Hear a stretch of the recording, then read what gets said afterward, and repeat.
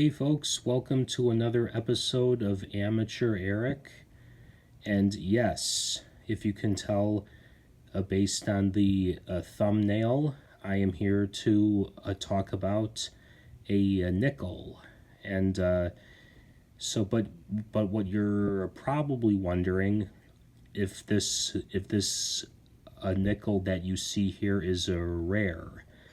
And I would say yes and no. Now, if you take a closer look at this nickel here, you'll notice that, well, actually, let me backtrack a little bit.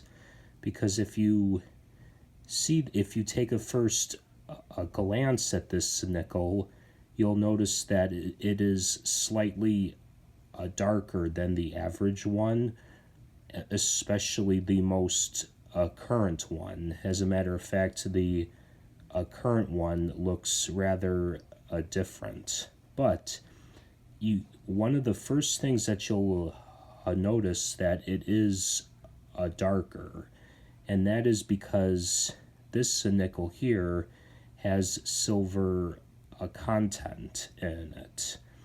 Now, why is this? Why this is rare is because most nickels are made, well, for the lack of a better word, a nickel. So basically, most nickels are made out of a nickel.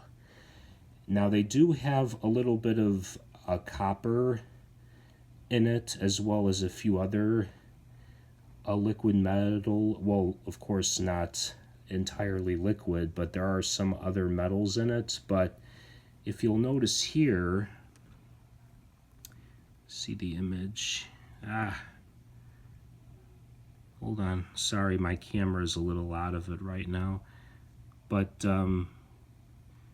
okay, right there, 1944. So basically,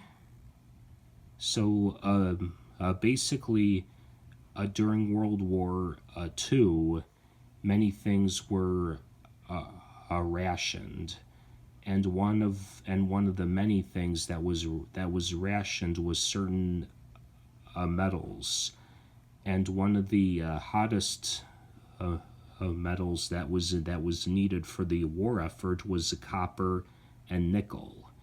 So the most popular years that the nickel was made out of something else was between 1942 and 1945. Unfortunately, many websites have offered different years, so I would say that if you have a nickel somewhere in the early 40s, maybe the early 40s or mid 40s, I would recommend taking that nickel and keeping it and taking it to a local coin dealer or pawn broker and seeing if they have any legitimate information, because as we all know, and as I just explained, there's conflicting information on the internet about literally everything. I would definitely, keep an eye out. If you are a coin collector, I wouldn't automatically dismiss a Jefferson nickel. There could be some value into it, or you know what, if it's not valuable right now, like how this is, because I actually did take it to a coin dealer that I know of, and he said that there is silver content in this one, and it's probably worth 75 cents. So I am going to be keeping this one, because who knows, it could just be like the $2 bill, where one moment they're not worth anything, and the next thing we know, certain ones are worth a lot of money. So, but one of the most popular pieces of information about this nickel too is if you turn it over, you'll notice that the mint mark is on the back. I did ask my coin guy about that, and he said that he wasn't 100% sure, which I was kind of shocked because usually he's very knowledgeable about that. But he did recommend somebody else, and I am whenever I have the time, I'll be taking this one and over to that one coin dealer and seeing what he has to say.